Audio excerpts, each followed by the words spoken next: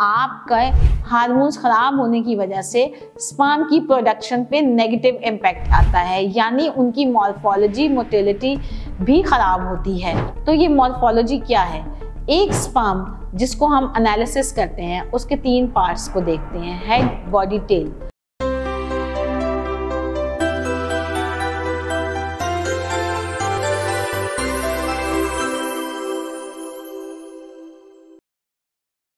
Doctor Sumbal Afzal आज आपके साथ जो टॉपिक डिस्कस करने जा रही हैं वो बहुत ही इम्पॉर्टेंट टॉपिक है, यानी कि मेल में सबसे ज़्यादा प्रॉब्लम आती है जब आप रिपोर्ट देखते हैं तो आप कहते हैं कि जी आपका सीमन एनालिसिस जो है उसमें सबसे ज़्यादा प्रॉब्लम मॉर्फोलॉजी की आ रही है, यानी काउंट ठीक है, नंबर ठीक है, मोटिलिटी ठीक है, लेकिन मॉर्फोलॉजी ठीक नहीं है।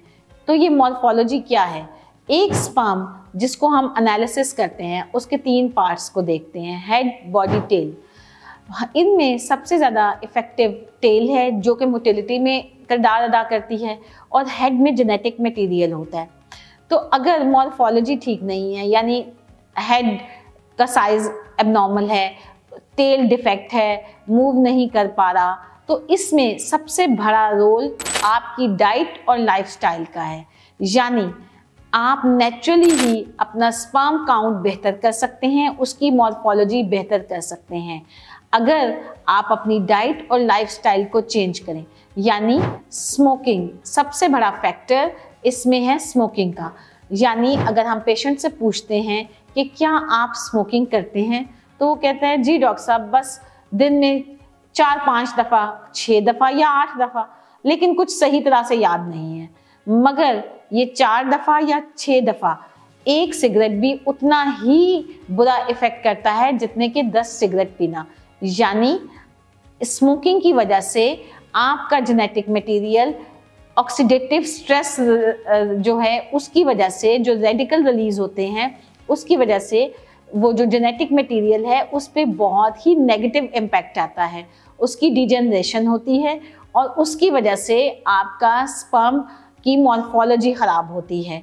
इसके अलावा आपकी ओबेसिटी, आपका ओवरवेट, आपकी डाइट और लाइफस्टाइल, यानी आपका प्रोसेस फूड लेना, आपका वज़न बढ़ना और आपका कोई फिज़िकल एक्टिविटी ना करना, वज़न बढ़ने की वजह से भी हार्मोन्स बहुत ज़्यादा ख़राब रहते हैं।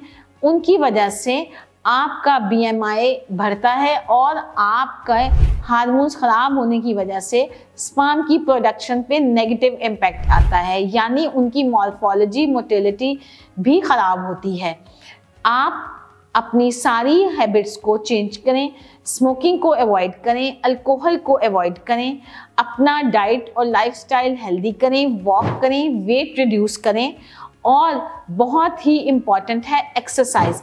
30 to 35 मिनट की एक्सरसाइज, जिसकी वजह से आपका इंसुलिन रेजिस्टेंस बेहतर होता है, शुगर फैट नहीं बनती और शुगर को सेल्स के अंदर लेके जाती है ये हार्मोन इंसुलिन, और इसकी वजह से आपका वेट रिड्यूस होता है। ये सारी चीज़ें आपके हेल्थ और लाइफस्टाइल को इम्प्रूव करती हैं। और आपकी डाइट में सबसे इम्पॉर्टेंट बात है सब्जियां, हरे पत्तों वाली सब्जियां और फलों का इस्तेमाल ज़्यादा होना चाहिए ताकि आपको मल्टीविटामिन्स और आयरन की डेफिशिएंसी ना हो और आपकी हेल्थ बेहतर हो। इसके अलावा जो डॉक्टर्स हम आपको रिकमेंड करते हैं सप्लीमेंट, इसमें L-आर्जिनिन, कार्निटिन और मक्का रूट वगैरह शामिल हैं। इन सप्लीमेंट्स की वजह से भी बहुत ज़्यादा हेल्प आउट होती है आपकी मॉर्फोलॉजी और मोटिलिटी को बेहतर करने में। ये सप्लीमेंट्स भी आपके लिए बहुत ज़रूरी हैं। और कुछ मेडिसिन जिनमें हार्मोनल मेडिसिन इन्वॉल्व हैं वो आप डॉक्टर के मशवरे से ही इस्तेमाल करें, मगर इन सब चीज़ों के साथ नेचुरली ही आप अपना स्पर्म काउंट और मॉर्फोलॉजी बेहतर कर सकते हैं। खुश रहें। शुक्रिया।